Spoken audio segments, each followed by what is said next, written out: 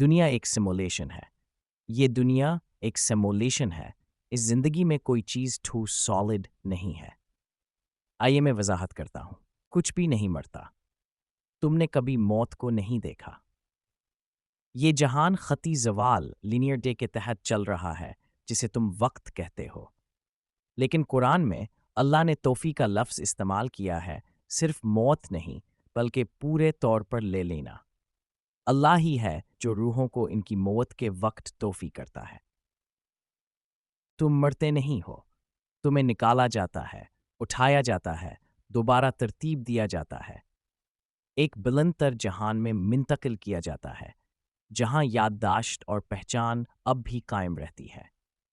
آپ کا دماغ ریسیور نہیں، یہ ایک فلٹر ہے۔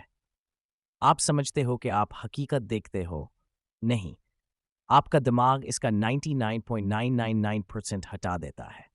کیوں؟ کیونکہ اگر آپ سب کچھ ویسا دیکھ لیتے جیسے حقیقت میں ہے تو آپ سیدھا سجدے میں گر جاتے اور کبھی اٹھ نہ پاتے۔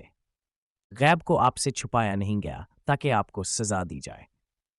یہ پردہ آپ کے حواس کی حفاظت کے لیے ہے۔ یہی ہے پردہ، حجاب، جو دنیاؤں کے درمیان ہے۔ نبی صلی اللہ علیہ وسلم نے فرمایا، اگر پردہ ہٹا دیا جائے تو تم فرشتوں کو اپنے ارد گرد دیکھو گے۔ جدید سائنس کہتی ہے، آپ حقیقت کا صرف ایک نہایت چھوٹا حصہ دیکھتے ہو، آپ کی حواس اور دماغی فلٹر کی حد کی وجہ سے۔ الیکٹرو میگنیٹک اسپیکٹرم، ریڈیو لہریں، گاما، آپ کے ارد گرد ہیں، لیکن آپ انہیں صرف تب دیکھ سکتے ہیں جب صحیح آلہ ہو۔ قرآن پہلے ہی بتا چکا ہے، حقیقت کی کئی تہیں ہیں جو تمہیں نظر نہیں آتے مگر وہ موجود ہیں۔ یہ پردہ کوئی محض استعارہ نہیں، یہ دراصل ایک ادراکی حد ہے۔ جب آپ کسی چیز کو چھوتے ہیں، جیسے کہ ایک دیوار کو، آپ کی جلد کے الیکٹران دیوار کے الیکٹران کو دھکیلتے ہیں۔ آپ کے اعصاب اس قوت کو دباؤ یا چھونے کے طور پر سمجھتے ہیں۔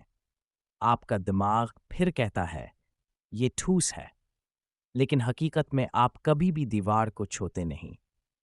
یہ محض برقی مقناطیسی مزاحمت، الیکٹرو میگنیٹک ریزسٹنس ہے، جسمانی نو میں چھونا نہیں۔ اسلام اس سب میں کہاں فٹ ہوتا ہے؟ اللہ ہے ان نور، روشنی سورن نور۔ اللہ آسمانوں اور زمین کا نور ہے۔ یہ روشنی سورج کی روشنی نہیں ہے، یہ ایک ماورائی بنیادی روشنی ہے، وہ جس سے ساری کائنات وجود میں آئی۔ کوانٹم فزکس کیا کہتی ہے؟ ہر چیز توانائی کے میدانوں سے بنی ہے۔ مادہ میٹر کی جڑ میں ارتعاش ہے۔ روشنی ایک ذرہ بھی ہے اور ایک لہر بھی، بالکل تخلیق کی طرح۔ کیا یہ جانا پہچانا نہیں لگتا؟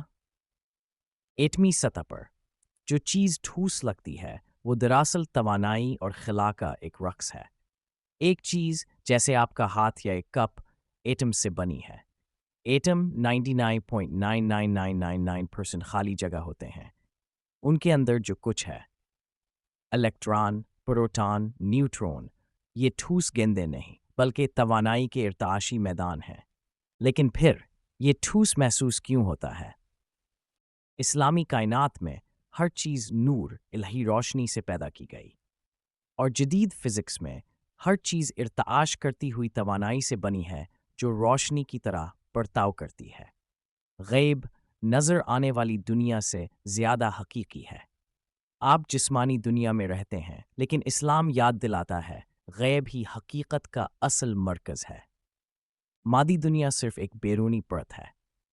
یہ بالکل اسی طرح ہے جیسے کوانٹم ریالٹی۔ جو تم دیکھتے ہو، ایک میز، وہ اصل میں کیا ہے؟